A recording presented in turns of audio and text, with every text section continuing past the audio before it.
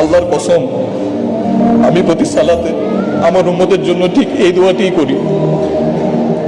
তিনি আমাকে আপনাকে ভাই বলে সম্বোধন করেছেন।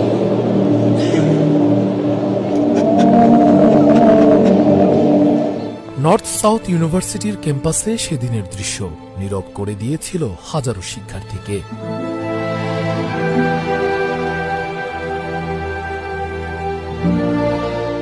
কোরআন কনফারেন্স ও সিরাত এক্সিবিশন 2025 স্টেজে উঠেছিল তরুণ শিক্ষার্থী।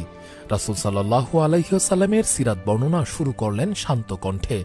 হলরুমে তখন পিনপতন নীরবতা, যেন সেই শিক্ষার্থীর মুখে উচ্চারিত প্রতিটি শব্দ মানুষের অন্তরে ঢুকে যাচ্ছে। সবাই শুনছিল মন দিয়ে। তরুণ বক্তার কণ্ঠে ছিল ভালোবাসা, ভক্তির গভীরতা আর এক ধরনের পবিত্র কম্পন। কিন্তু কয়েক মুহূর্ত পর সেই কণ্ঠ কেঁপে উঠল, অনুভূতির ঢেউ